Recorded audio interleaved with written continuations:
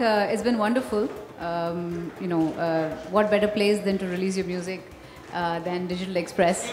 And it's a lovely place. It's a go-to. And I think I always lose my husband in these places. So it's somewhere I know, even if I'm in a mall, I know where to find him. Well, for one, it was difficult getting here. Lots of traffic today.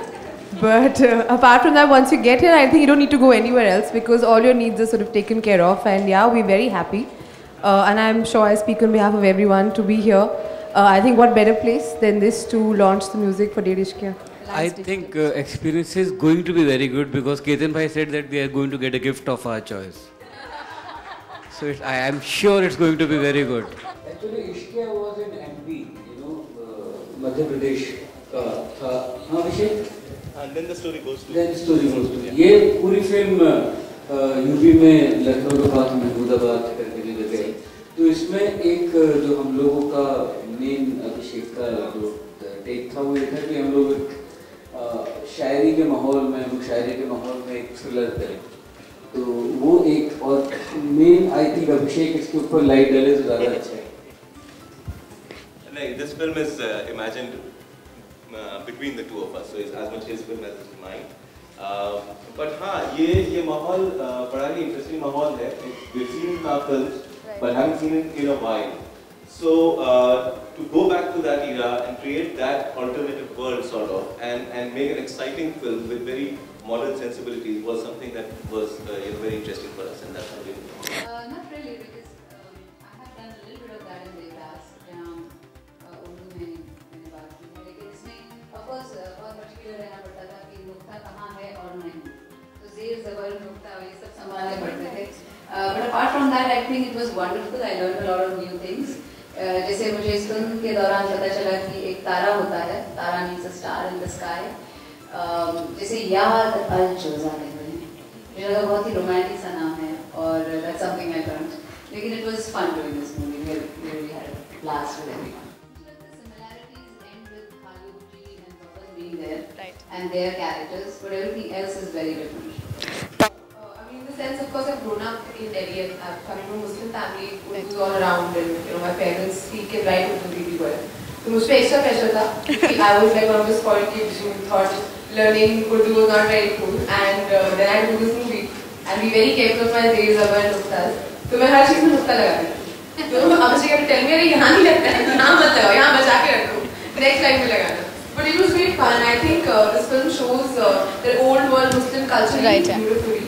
And and it sort of has all these urban elements and how it becomes, I think a lot of people will identify with it. Right. Because when you go and you travel to the smaller cities, you really see that India, which is urban, yet at the same time it holds on to those small town values.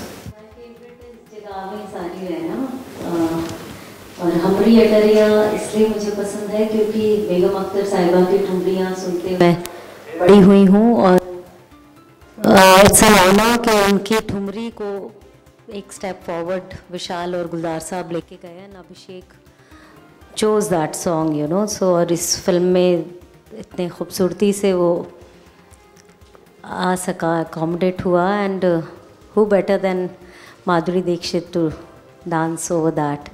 So it's an honour to be part of these two songs जो फिल्माए गए हैं माधुरी जी पे. या इस film का music actually करने में मज़ा इसलिए आया क्योंकि एक तो जो शायरी से भरा हुआ एकदम जो माहौल था और उसमें जो ओल्ड ट्रेडिशन हमारा फिल्म म्यूज़िक का है, जैसे इंडियन परकशंस बहुत कम यूज़ होते हैं अब. जो एक माहौल था जब लक्ष्मीकांत प्यारेलाल जी और जयदेव जी या मदन मोहन जी उस तरह का म्यूज़िक होता था, तो बहुत सारे Indian instruments, Indian percussions use होते थे.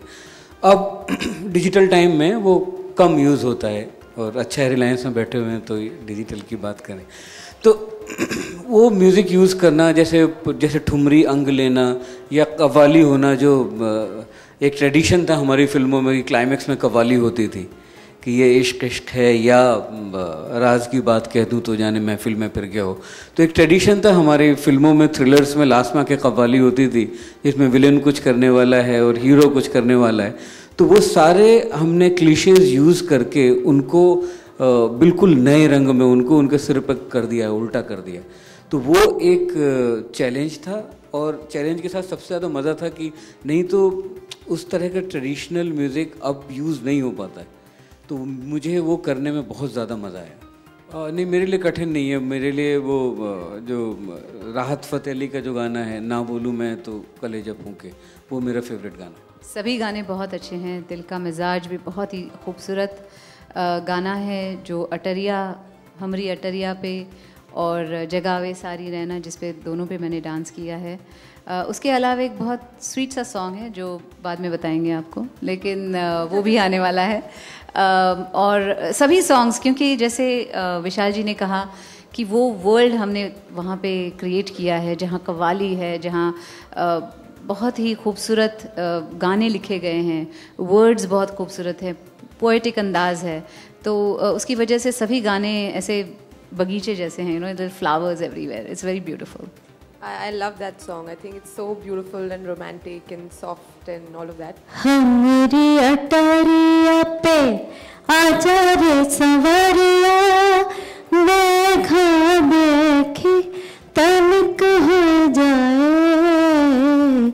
हमरी अटरिया पे आजा रे सवरिया, देखा देखी तनिक हो जाए। हमरी अटरिया पे। मौत is a reality, not a necessity. It is a reality of life, and you know, different people have different loves. There are people who die for the country because they love the country so much. There are people who die for others. There are people who protect others. So there are different kinds of love everywhere in the world. And like I said, death is a reality. So.